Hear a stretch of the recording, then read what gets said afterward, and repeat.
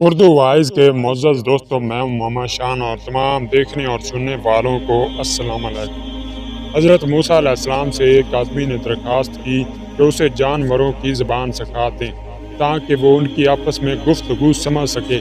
حضرت موسیٰ علیہ السلام نے فرمایا، اس بات کو چھوڑ دے کیونکہ اس میں کئی خطرات پوشیدہ ہیں۔ قاعدہ ہے کہ جس بات سے منع کیا جائے اس کی طرف رغبت اور بڑھتی ہے۔ اسی لیے وہ شخص عرض کرنے لگا، سرکار آپ اللہ تعالیٰ کے نائب ہیں، میری استدعا قبول فرمائیں۔ حضرت موسیٰ علیہ السلام نے فرمایا، یہ نہ ہو کہ کل تو پچھتائے، کیونکہ تو یہ نہیں جانتا کہ تیرے لیے کون سی چیز بہتر ہے اور کون سی چیز نقصان دہ ہے۔ بارگاہ الہی سے حکم ہوا، اے موسیٰ اس کی تمنا پوری کر دے۔ اس شخص نے کہا، اچھا سارے جانوروں کی زبان نہ صحیح، صرف میرے گھریلو پالتو جانور کتے اور مرغ کی زبان ہی سکھا دیں۔ حضرت موسیٰ علیہ السلام نے فرمایا، جا آج سے ان دونوں جانوروں کی بولی پر تجھ کو قدرت حاصل ہوگی۔ وہ شخص یہ سن کر خوشی خوشی اپنے گھر چلا گیا۔ صبح ہوئی تو خادمہ نے دسترخوان جھاڑا، اس میں سے رات کا بچا ہوا روٹی کا ٹکڑا زمین پر گرا۔ مرغ وہ ٹکڑا اٹھا کر لے گیا۔ کتے نے کہا، دوست تو دانہ دن کا کھا کر بھی اپنا پیٹ بھر لے گا، اگر روٹی کا ٹکڑا مجھے دے دے تو میرا گزارا چل جائے گا۔ مرغ نے کہا، میاں صبر کرو، خدا تجھے بھی دے گا، کل ہمارے مالک کا گھوڑا مر جائے گا، تم پیٹ بھر کر کھانا۔ وہ شخص ان دونوں کی گفتگو سن رہا تھا، وہ فوراً اٹھا، اس نے گھوڑا کھولا اور جا کر منڈی بیچ آیا اور نقصان سے اپنے آپ کو بچا لیا۔ دوسرے دن بھی روٹی کا ٹکڑا مرغ لے اڑا۔ کتے نے غصے میں آ کر مرغ سے کہا، اے فریبی، یہ تمہاری فضول گوئی کب تک چلے گی؟ تو جھوٹا ہے، ارے اندھے نجومی، تو سچائی سے محروم ہے۔ مرغ نے جواب دیا، وہ گھوڑا دوسری جگہ مر گیا، مالک نے نقصان سے بچنے کے لیے گھوڑا بیچ ڈالا تھا، فکر نہ کر، کل اس کا اونٹ مر جائے گا اور تو خوب پیٹ بھر کر کھانا۔ یہ سن کر مالک اٹھا اور اونٹ بھی بیچ آیا۔ اس طرح اس نے اس کے مرنے کے غم اور نقصان سے اپنی جان بچا لی۔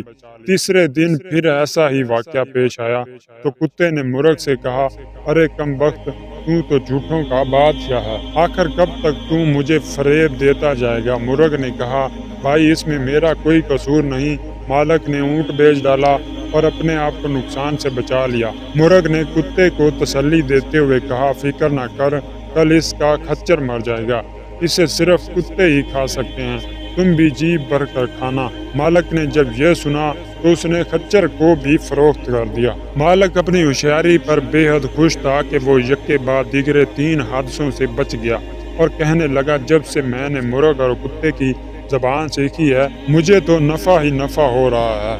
چوتھے دن کتے نے مرغ سے کہا، اے مرغ، وہ تیری پیشن گوئیاں کیا ہوئی؟ یہ تیری مکاری اور جھوٹ کب تک چلے گی؟ مرغ نے کہا، توبہ توبہ، یہ غیر ممکن ہے کہ میں یا میرا کوئی ہم جنس جھوٹ بولے، ہماری قوم تو مؤذن کی طرح راست گو ہے، ہم اگر غلطی سے بے وقت اذان دے بیٹھیں تو مارے جائیں۔ مالک نے اپنا مال تو بچا لیا، لیکن اس نے اپنا خون کر لیا۔ ایک نقصان 100 نقصان کو دفع کرتا ہے، جسم اور مال کا نقصان جان کا صدقہ بن جاتا ہے۔ بادشاہوں کی عدالت سے سزا ملے تو مال کا جرمانہ ادا کر کے جان بچ جاتی ہے، لیکن قضائے الہی کے بھید سے بے خبر ہوتے ہوئے بھی جو آدمی اپنا مال بچاتا ہے وہ محض نادان ہے۔ اگر وہی مال اس پر سے صدقہ ہو جاتا تو شاید اس سے بلا ٹل جاتی۔ اب کل یقیناً مالک خود مر جائے گا، اس کے وارث اس کی وفات پر گائیں ذبح کریں گے، بس پھر تمہارے وارے نیارے ہو جائیں گے۔ گھوڑے، اونٹ اور خچر کی موت اس نادان کی جان کا صدقہ تھا، وہ مال کے نقصان سے تو بچ گیا لیکن اپنی جان گوا بیٹھا۔ مالک مرغ کی باتیں غور سے سن رہا تھا۔ جب اس نے اپنی موت کی پیشن گوئی سنی تو مارے خوف کے تھر تھر کانپنے لگا، گرتا پڑتا حضرت موسیٰ علیہ السلام کی بارگاہ میں حاضر ہوا اور روتے ہوئے عرض کیا کہ اے خدا کے پیغمبر، میری دستگیری فرمائیے۔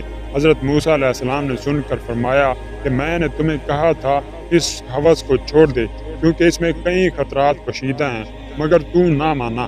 اے عزیزم، اب تیر کمان سے نکل چکا ہے، اس کا لوٹ کر آنا فطرت کے خلاف ہے، اب میں تیرے لیے سلامتی اور ایمان کی دعا کر سکتا ہوں۔ یہ سن کر اس نوجوان کی طبیعت دفعتاً بگڑ گئی اور وہ قے کرنے لگا۔ یہ اس کی قے کرنا موت کی علامت تھی۔ اس کو گھر لے جایا گیا، گھر پہنچتے ہی وہ مر گیا۔ تو دوستو اس واقعے سے ہمیں کیا سبق ملتا ہے؟ اس واقعے سے ہمیں یہ سبق ملتا ہے، یہ درس حیات ملتا ہے، انسان کو نہ کسی بیماری میں مایوس ہونا چاہیے اور نہ ہی کسی مادی نقصان پر زیادہ غم کرنا چاہیے۔ ہر بیماری اور نقصان میں کوئی بھید ہوتا ہے۔ جسم کی بیماری یا مال کا نقصان کسی بڑی مصیبت کا صدقہ بن جاتا ہے اور اس کو ٹال دیتا ہے۔ تو دوستو ایسے ہی سچے واقعات کو دیکھنے کے لیے میرے چینل کو سبسکرائب کر دیں اور ساتھ ہی لگے بیل کے آئیکن کو دبا دیں تاکہ میرے آنے والے ہر نئے واقعات آپ تک ٹائم ٹو ٹائم پہنچتے رہیں۔